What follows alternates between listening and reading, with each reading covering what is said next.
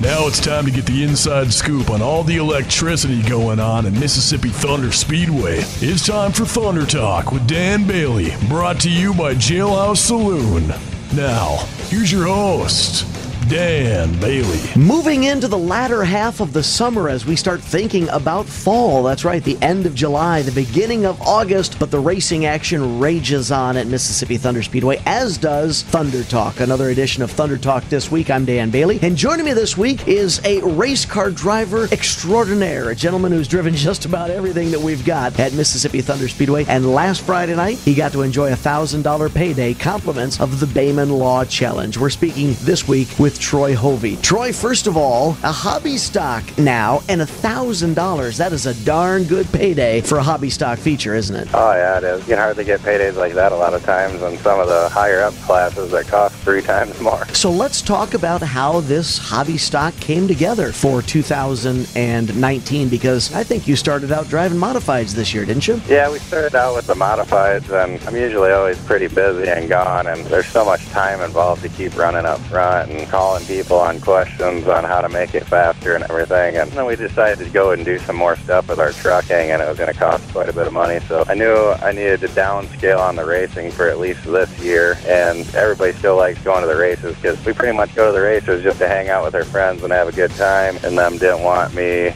to quit for the year. And so we're like, well, we ran hobby stock about 10 years ago, and I never got a win in it. And it was going to be a lot more affordable. So we figured we'd just do that to finish out the year so we could still be able to go to the track and visit with friends and family and everything else. Tell us about this hobby stock that you've got now. Where did it come from? How did you acquire it? What's the backstory here? Well, everybody knows that I'm on Facebook about 24/7, and there wasn't many available when I was looking online, and I wanted something turnkey that was pretty much race ready with a crate motor that you didn't have to really worry about just to get us by cheap. And seeing that, and we just pretty much told them we'd take it and drove down south of Des Moines and picked it up and brought it home and started racing it, I guess. I honestly thought it was going to be a little easier than it was at first. We went out there the first night and about spun out twice, and then I realized how much work it was to drive one of these things again compared to the mods. When you got them working good, it could be like a Sunday cruise, and these things are kind of all over the place. Get me out of breath. So what type of chassis is this that you're driving now? It's an assault race car. Have you ever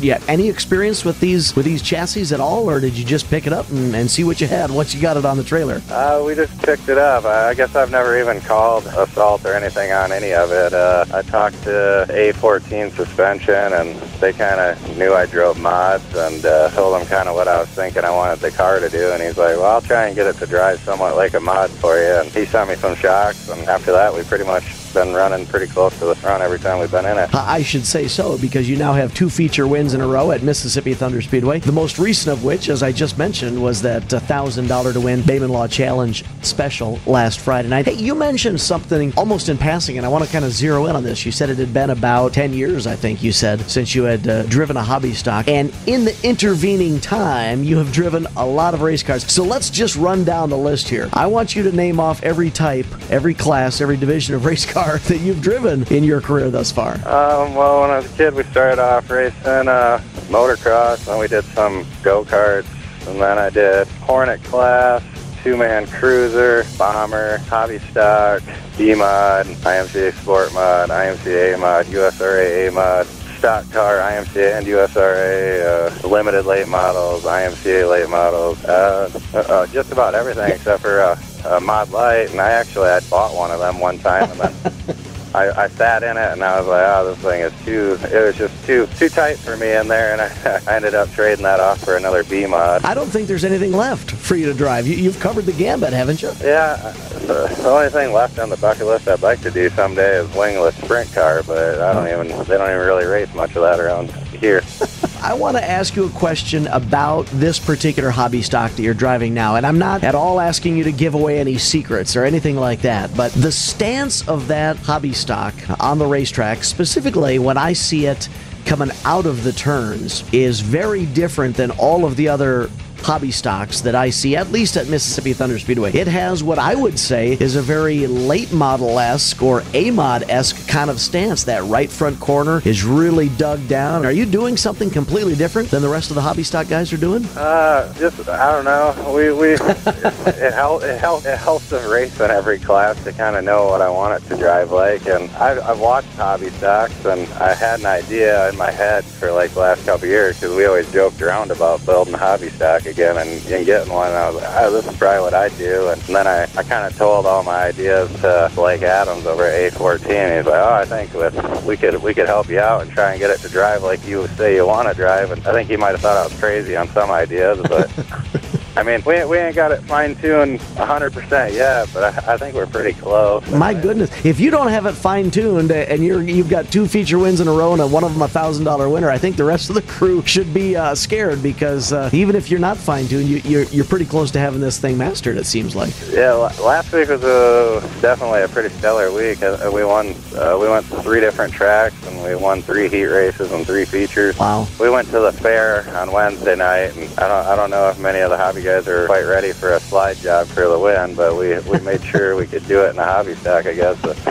Well, you're enjoying some success, obviously. So what is this? 3 in 1 week, yeah. Wow, what a run. What a run. I'm sure you've got a list of thank yous that you want to run through here. Yeah, I definitely got to give a thanks out to 2 guys of fixing. That's Dallas Brussy. He's always willing to help me out. And normally he comes and does like all my tire work. Now that we got the hobby stock, he doesn't have to come over and do that as much, so he can have more time to do other things than try and get my cars ready for me. And then Scott Weedo, my buddy that works down at John Deere from Waterloo, he comes up when he can. And Adam Metzler from down here, he comes over. Hovey LP Gas, Bruce Hovey Custom Farming, mainly just family and friends. I don't like to try and go out and ask for sponsors, I guess. I don't know. I just feel like I'm going out begging if I do, so I just try to do what I can with what I got. Well, I would say you're doing very well with what you've got. Well, one more question here. You had mentioned that you had sort of forgotten how hard it is to drive these hobby stocks after you had driven a very well-prepared or well-set-up modified, you had said. So when you put yourself into a hobby stock like this that drives different than the modified, and you say it's quite a workout, you really have to hustle that machine. Does that bring with it a little more fun, or does it bring with it a little more frustration, or a little bit of each? Oh, it makes me kind of wish I was a little younger. I give props to the guys that are older than me, and it's just not having that quick steer and then always kind of just sliding around.